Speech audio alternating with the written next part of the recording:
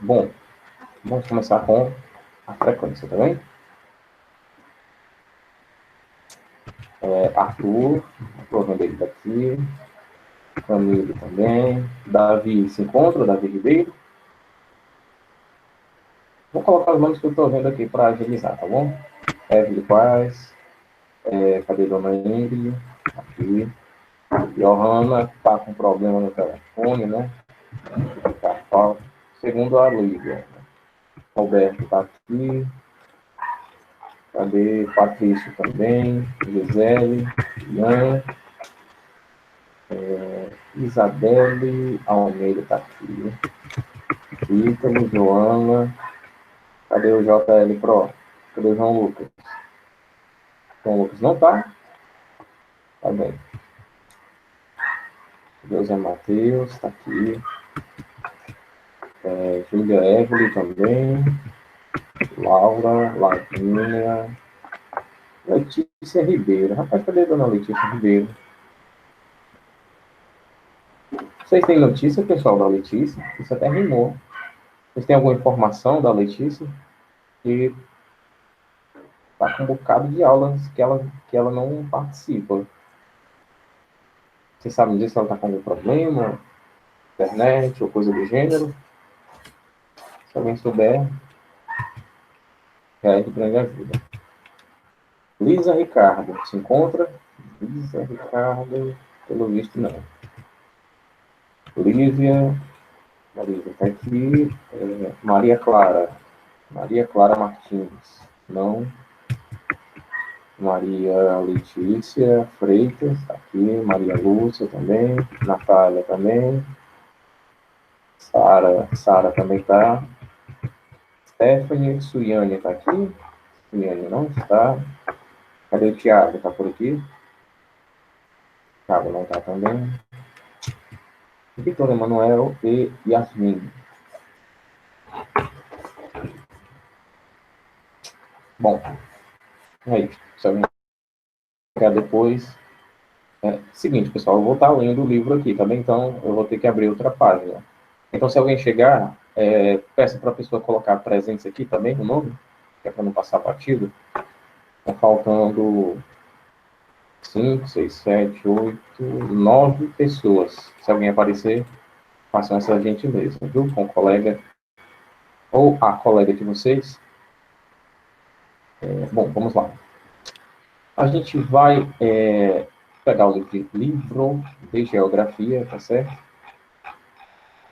E a gente vai lá para a parte dos tigres asiáticos, na página 245, tá bem? Só que antes de começar essa leitura, a gente vai fazer aquela contextualização sobre o assunto, embora a gente tenha visto na aula passada, eu creio que esteja razoavelmente fresco na cabeça de vocês, né? A gente estava falando, né, a princípio, sobre o que a gente vai chamar de milagre econômico japonês, né? Que é de onde ele vai sair de um contexto de guerra, né? Basicamente do contexto de massacre da guerra, porque, como eu havia dito para vocês, depois que a União Soviética já tinha vencido a guerra, já tinha dominado, né? Já tinha vencido a batalha de Stalingrado, já havia derrotado o Sexto Exército, a União Soviética já tinha salvado a humanidade, entre aspas, né, dos nazistas. Depois é que os Estados Unidos lançaram as bombas em Nagasaki e em Hiroshima. O contexto socioeconômico do Japão nessa época já estava bastante deficitário de recursos, no sentido de que a gente pode observar que a única coisa, né, tinha algum outro recurso de guerra, mas o que o Japão mais tinha eram pilotos kamikaze, né? Que no caso, a gente sabe que os pilotos kamikaze... Vou baixar essa câmera. Melhorou. Que os pilotos kamikaze são aqueles pilotos suicidas. Né? Então você imagina, seu país continuar insistindo em guerrear, tendo apenas, literalmente, recursos humanos. Que no caso seriam os pilotos suicidas. Então, a gente, notadamente, percebe que o Japão não tinha recursos financeiros para continuar ali custeando a guerra, né? Armamento, tanque, navio, munição, medicamentos, outros insumos ali, alimentação, eu acho que eu já falei alimentação. Então a gente nota que já antes do ataque às cidades de Nagasaki e Hiroshima, a economia no Japão já vinha para baixo. E depois disso, chegou no fundo do poço de vez. E a gente nota que o tal do milagre econômico no Japão se deu de uma maneira... Aliás, a retomada na economia se deu de uma maneira tão assustadora que é chamado de milagre econômico japonês, né? O Japão teve seu território bastante destruído, né? Além de ter perdido muito dos seus territórios que foram ocupados, foram dominados nos conflitos, né? Apesar disso, a gente nota que a retomada na economia se deu com, por exemplo, a chegada da Guerra Fria,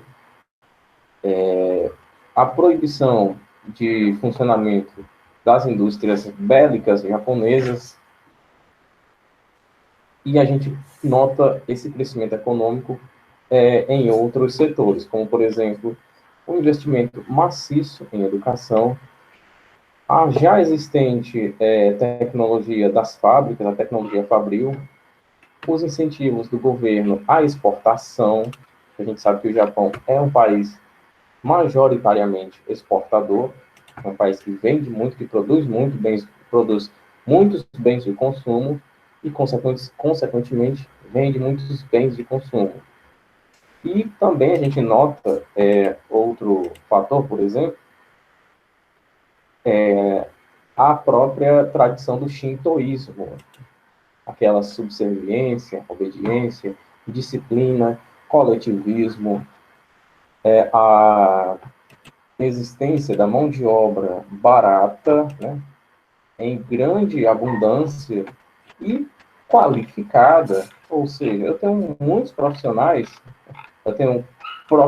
aliás, em grande quantidade, que são extremamente qualificados, justamente porque eu tenho uma nação que prioriza a educação. Então, uma coisa foi levando a outra, e você tem um desenvolvimento industrial enorme, um desenvolvimento tecnológico enorme, um desenvolvimento da informática enorme. Então, esses fatores vão fazendo com que se consolide o crescimento econômico e também a industrialização japonesa. Com um certo avanço, né, dando um salto aqui no tempo, a gente encontra o processo produtivo do toyotismo, né, que modificou, lá na página 244 fala um pouco sobre isso, modificou bastante a maneira como o mundo enxergava a produção do carro. Claro que a gente está falando da Toyota. E também eu falei de uma coisa que não tem no livro, mas que é interessante falar, né? Que no caso são os JDM. O JDM, como eu falei, na minha humilde opinião, são os carros mais lindos do universo, que é o mercado doméstico japonês, né? Japanese Domestic Market, que refere-se a os carros que são produzidos no Japão, né? São produzidos, aliás, no Japão. É importante lembrar o seguinte.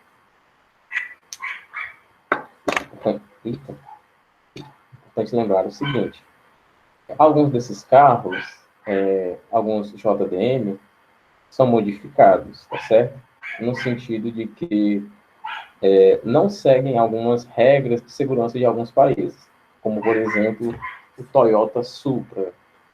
O MK5 é proibido nos Estados Unidos. Algumas versões do Toyota Supra têm míseros 1.870 cavalos de potência. Meu amigo, 1.870 cavalos de potência. É um avião, é um carro absurdo. Isso produzido a partir de 1998, viu? Mas tem os JDM que são legalizados, né? Agora a gente vai falar um pouco sobre essa rivalização industrial do Japão com os tigres asiáticos, tá bem?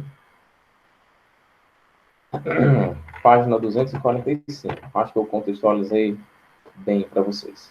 O crescimento da China e o aumento da influência da União Soviética no Sudeste Asiático forçaram os Estados Unidos a intervirem politicamente através do Plano Colombo, pelo qual criou um cordão sanitário para impedir a expansão do socialismo por toda a região.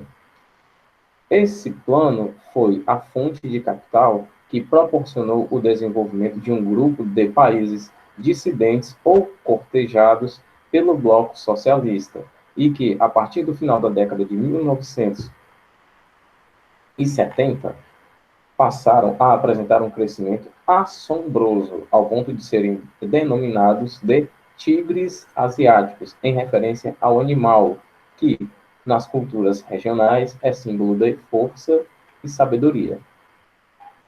A primeira leva a atingir um acelerado crescimento econômico abarcou Taiwan, Singapura, Hong Kong e Coreia do Sul.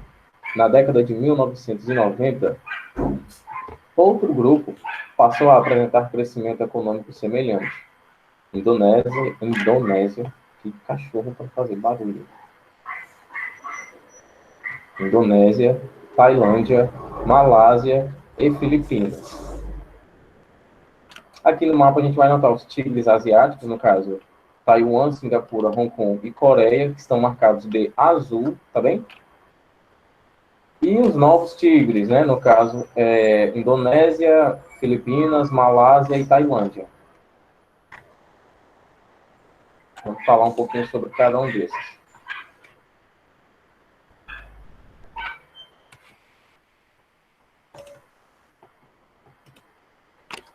Taiwan. A ilha de Taiwan, que já foi chamada de China nacionalista, é o maior exemplo da disputa de poder entre o capitalismo e o socialismo na região.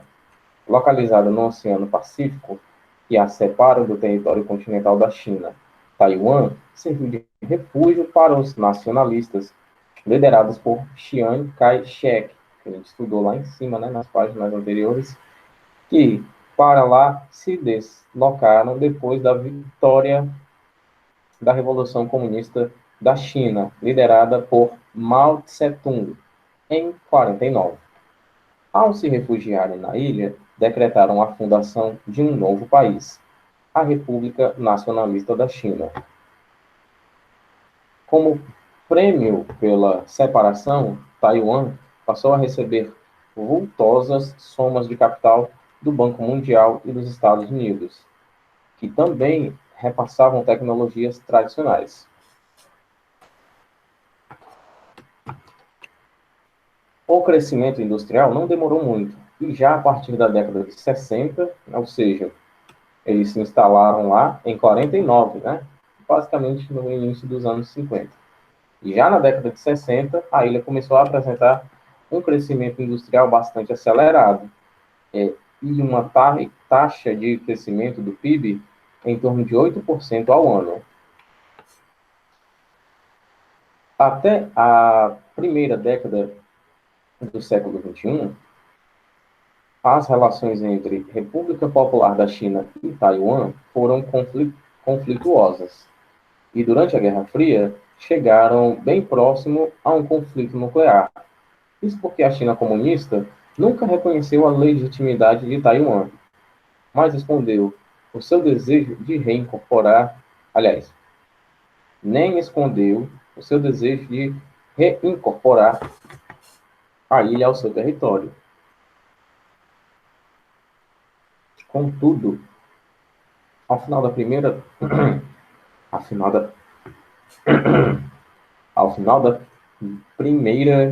década do novo milênio, o gelo foi quebrado. E já há indícios de uma relação mais amistosa entre ambas as nações. Vamos para a próxima página. Os territórios de Hong Kong compreendem a ilha que lhe dá o nome, cuja dimensão territorial é de apenas 78 km². A península de Kowloon e os novos territórios que abarcam 984 quilômetros quadrados da China continental e 235 ilhas no entorno da ilha capital. Sua história é uma consequência direta do imperialismo neocolonialismo da Inglaterra nessa parte do mundo, uma vez que, até a Guerra do Ópio, Hong Kong esteve incorporada ao Império Chinês. No entanto, após a vitória inglesa, a ilha passou para o domínio britânico em caráter perpétuo. Em 1898, estendeu sua dominação sobre os novos territórios, que foram arrendados por um período de 99 anos. No período do Império, os chineses respeitavam a validade dos acordos com a Inglaterra, mas, após a implantação do socialismo, a nova China passou a cobiçar o território de Hong Kong, o que fez com que os Estados Unidos e a Inglaterra investissem grandes volumes de capital para não perder a posse e a influência na região. Dessa forma, Hong Kong passou por um rápido crescimento econômico, tornando-se uma região altamente industrializada, com um vigoroso centro comercial, financeiro e de serviços. No ano de 1997, a ilha deveria ser devolvida à China. O medo da transformação econômica da economia livre e capitalista em uma economia estatizada era grande. Porém, quando a passagem aconteceu, não ocorreram mudanças drásticas. A fuga de empresas privadas e dos capitais investidos não aconteceu, já que o governo chinês manteve as estruturas capitalistas, garantindo grande autonomia a Hong Kong, que foi transformada numa região administrativa especial. Seguinte, vamos lá. Sobre Hong Kong, né? A gente nota que é um território pequeno, certo? Território pequeno. Território esse que tem história baseada, aliás, em guerras, no imperialismo, né? E a gente pode chamar também de neocolonialismo. Colonialismo, vocês sabem o que é. Colonialismo é o domínio, é a imposição de uma metrópole que vai tornar aquela terra uma colônia. Como, por exemplo, colonialismo foi aqui, né? Foi Portugal ter nos dominado e feito de nós a sua colônia. Portugal, metrópole, Brasil, colônia. Hong Kong também esteve num contexto de guerra bastante demorada, né? Que foi a Guerra do Ópio. Ela durou 30 anos. Só passar essa nota aqui. Continuando. A Inglaterra ganhou e passou a dominar esse território. E ainda nesse período de império da China, os chineses respeitavam a validade, né, o tempo determinado dos acordos estabelecidos com a Grã-Bretanha. E o arrendamento das terras foi firmado por 99 anos. Só que o receio, né, dos Estados Unidos e da Inglaterra perderem esse território foi grande, porque com a implantação do socialismo, os chineses, o Estado chinês, passou a ver Hong Kong com mais cobiça, né? Não com bons olhos. Queria tomar essa terra. Isso fez com que os Estados Unidos e a Grã-Bretanha, a Inglaterra, investissem nessa terra. Por quê? Seguinte, a gente nota que todos os contextos de revolução, né, se deram por conta de uma insatisfação popular. Foi assim aqui no Brasil, a Inconfidência Mineira foi uma insatisfação popular. Se deu, aliás, por conta de uma insatisfação popular. A independência dos Estados Unidos foi propulsionada por conta de uma insatisfação popular. A revolta do Haiti foi propulsionada por conta de uma insatisfação popular. Então, dentro desse contexto, né, essas histórias já antigas de insatisfações que geraram revoltas, Estados Unidos e Inglaterra viam que Hong Kong era um centro industrial e não queriam perder esse território. Então, o que foi feito? Investiram grandes quantidades de dinheiro, né? Uma carga bem volumosa de dinheiro, e essa terra só tende a crescer. Hong Kong só tendia a crescer. E foi assim. Hong Kong só cresceu mesmo. Então, é o que a gente tem como estratégia aqui para não perder, não perder essa terra por conta de uma insatisfação popular. Vencido o prazo de validade do arrendamento, foi devolvida a terra. Só que, para que não houvesse uma evasão das empresas privadas que atuavam ali, certo? E também para que não houvesse esse déficit de capital que estava sendo investido ali, a China, embora comunista, né, embora socialista, manteve todos os princípios capitalistas de Hong Kong, para que este aqui, Hong Kong, continuasse a ser um grande gerador de riqueza. Agora vamos para a Coreia do Sul. A Coreia teve seu território dividido, após um dos vários conflitos que a Guerra Fria produziu na Ásia. Depois da Guerra da Coreia, durou 3 anos, a Península Coreana foi dividida pelo paralelo 38º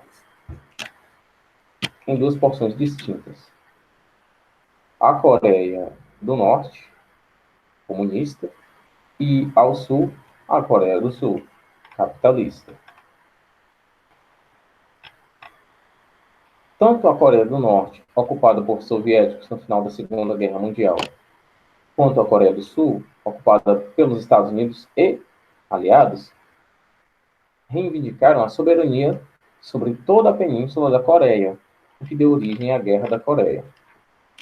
Essa divisão dos 800 quilômetros de extensão não agradou aos comunistas, que, desde então, tentaram intimidar os sul-coreanos com tropas e testes, aliás, de mísseis nucleares. Foi por esse motivo que os Estados Unidos, desde a Guerra Fria, construíram bases militares na Coreia capitalista, na Coreia do Sul, e passaram a investir capital e tecnologia com o objetivo de transformá-la em um forte aliado econômico e político na região. Como resultado dessa política, a Coreia do Sul apresentou, no final da década de 70, um crescimento econômico acelerado, com uma diversificação do parque industrial. Ponto. O governo sul-coreano, então, investiu maciçamente na educação, no desenvolvimento científico e tecnológico e na criação de empresas privadas de grande porte. Posteriormente, essas empresas se juntaram e formaram os chaebol, grandes conglomerados empresariais que atuam em diversos setores da economia e, aos poucos, passaram a dominar grande parte da economia do país.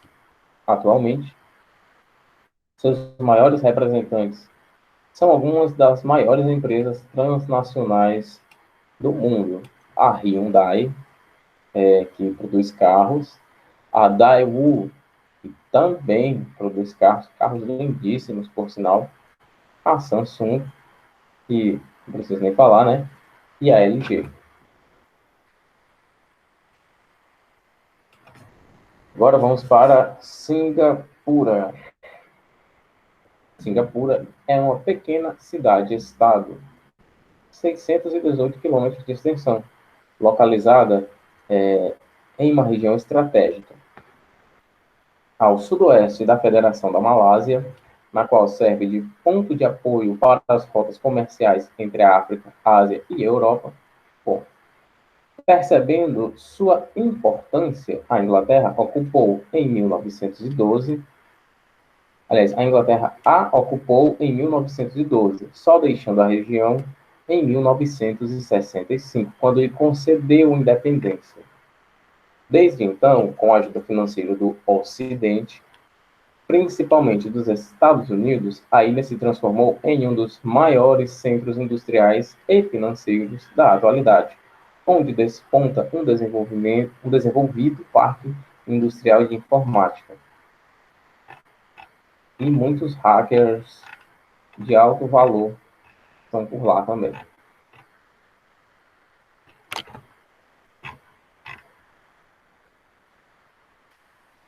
Bom, seguinte, a gente vai para as nossas questões agora, tá certo? Talvez tenha alguma ou outra questão que seja um pouco complicada, mas a gente está aqui para tirar as dúvidas mesmo, tá? E assim, se você tiver alguma dúvida, pelo amor de Deus, diga que não entendeu, tá certo? Primeira questão, vamos lá. Terremoto no Japão, terremoto no Haiti. Terremoto no Japão, data de ocorrência, 10 de março de 2011. Magnitude, 8,9 graus na escala Richter. 13 mil mortos. Índice de desenvolvimento humano, 0,884. Considerado muito elevado. No Haiti, 12 de janeiro de 2010 foi a data de ocorrência do terremoto. Terremoto de magnitude de 7 graus na escala Richter. Número de mortos, 200 mil. Índice de desenvolvimento humano, 0,404. Nível considerado baixo. O IDH, Índice de Desenvolvimento Humano, é formado por dados sobre a expectativa de vida ao nascer, escolaridade e distribuição de riqueza produzida. Varia de 0 a 1. Explique a semelhança na causa da ocorrência dos dois países, né, de terremotos nos dois países. A gente tem aqui o seguinte, para a gente analisar. O que é que causa um terremoto? Vamos começar do começo, tá? Para responder essa questão. O que causa um terremoto é um abalo entre as placas tectônicas, né? Uma se choca com a outra e essa agitação, esse abalo sísmico é o que causa o terremoto. A semelhança na causa da ocorrência de terremotos nos dois países é qual? Agora vamos para a localização geográfica. Japão é uma ilha, né? Um aglomerado de ilhas, aliás, mas juntando tudo dá uma ilha só. O Haiti também é uma ilha, né? Ou seja, são ilhas oceânicas originadas do encontro de placas tectônicas, né? Se eu tenho essas ilhas que se originaram do encontro de placas tectônicas, então eu vou ter áreas com aliás, enorme atividade sísmica. A resposta está 97% completa. É por aí que você vai se orientar para fazer essa primeira questão no item A. No item B, entendeu? É um pouquinho mais delicado, até porque vocês podem ver que tem muitas linhas, né, para responder. A diferença no impacto social em consequência dos terremotos entre os dois países, considerando as situações socioeconômicas, né? Vamos lá, vamos olhar para o Japão. O Japão apresenta níveis socioeconômicos, né, educacionais, tecnológicos elevados, né? E caso vocês não saibam, o Japão tem mecanismos, aliás, para prevenção, para a minimização dos danos causados pela instabilidade, né, física daquela área, né, da área que o Japão ocupa. É tanto que os prédios no Japão, deixa eu ver aqui alguma coisa quadrada para explicar. Acho que isso aqui resolve. Pronto. Os prédios no Japão contam com um sistema de amortecimento na parte de baixo. Então, o terremoto vai ter seu impacto bem reduzido. O impacto no prédio vai ser reduzido, porque tem amortecedores mesmo nos prédios. Já o Haiti, né? O Haiti, do contrário, né? É um país que é fragilizado socioeconomicamente, é um país pobre, né? Tem índice de pobreza nas alturas e tem baixos índices de saúde, baixos índices de segurança, baixos índices educacionais, né? Então ele não tem condições de, se um país é pobre, se o país tem uma população que passa fome, então como é que o governo vai investir em prevenção e em minimização dos danos causados por terremotos? A resposta também aqui está 97% concluída. Segunda questão. Leia o seguinte texto. No último mês de março, a Terra teve um de seus piores desastres naturais.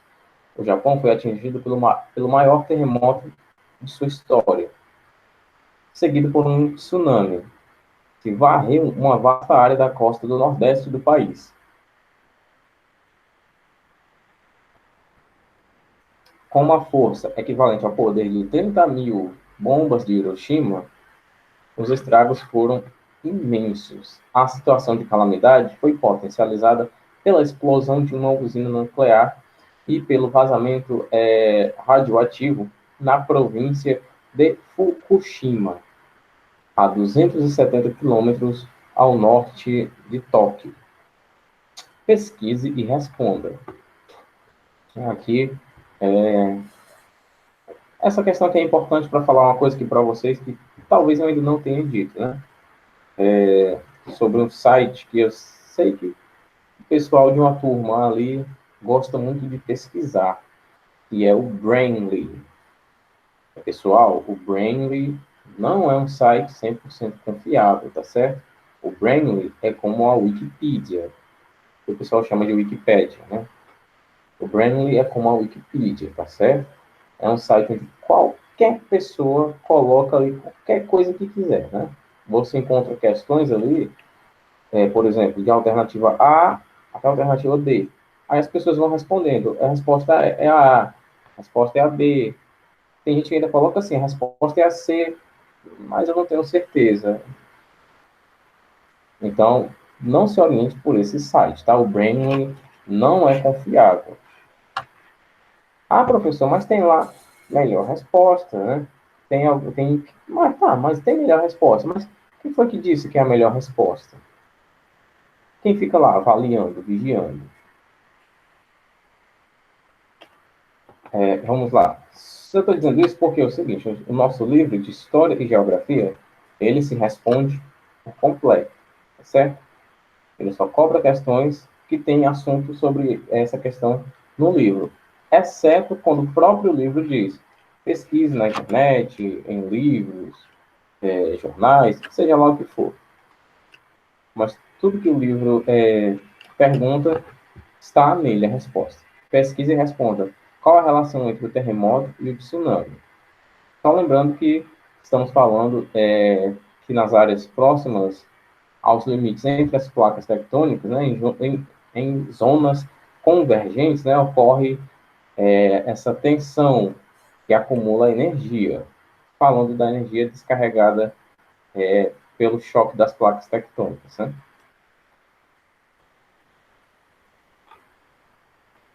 Terceira questão.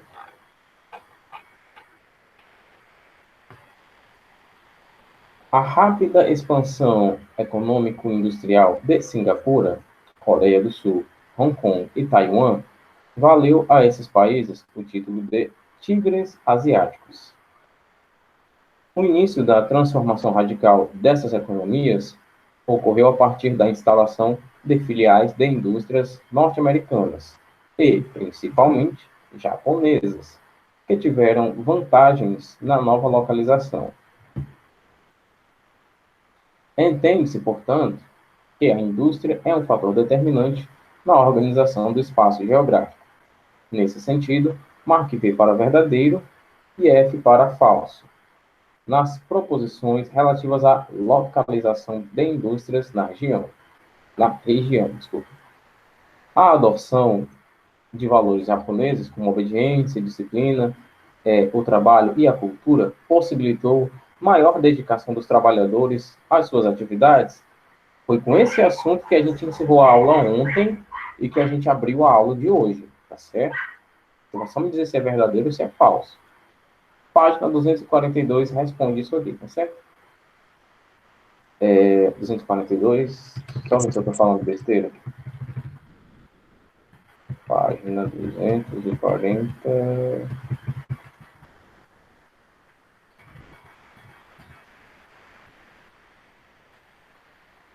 Estava falando besteira. Página 241, tá bem? Você encontra as respostas para essa terceira questão aqui.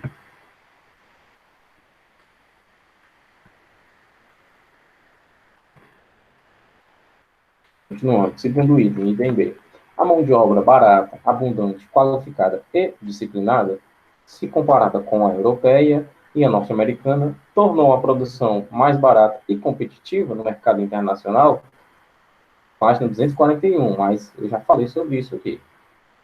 Item C. Os investimentos em educação regulados pelo Estado e financiados pelas empresas são baixos em decorrência dos altos índices de analfabetismo. Peraí. Altos índices de analfabetismo no Japão. Tem certeza disso? Está correto? Letra D. Os governos democráticos desses países investiram maciçamente na indústria de base e na construção da infraestrutura necessária à circulação de mercadorias. Eita, não sei. Pode ser que sim, pode ser que não. Vamos ler que a gente encontra a resposta aqui. Letra E. O Estado se encarregou de promover e garantir as condições para a instalação de indústrias, subsidiando as exportações, o que dificultou a concorrência de produtos estrangeiros. Aqui também precisa de leitura. E, por fim, a questão número 4, talvez não dê tempo de explicar. Eu vou passar para o enunciado. O seguinte: os momentos que relatam os períodos nos quais o Japão figurou entre as grandes potências mundiais, os momentos aqui relatam isso. Respectivamente, o nome de cada período é. Você vai ler o momento 1 e vai ler o momento 2. E vai me dizer se o momento 1 era Meiji, era Mitsui, era das luzes, ou era Zaibatsus. E vai ler o momento 2 e me dizer se é milagre japonês, milagre americano, plano Marshall ou auxílio pela paz. Página 252, página 251 e 252 para casa, tá certo? A gente vê essa atividade corrigida, bonitinha, na nossa próxima aula de geografia, quinta-feira, tá bem? Bom, é isso, pessoal. A gente se vê segunda-feira agora, tá certo? Um abração para vocês e até a próxima.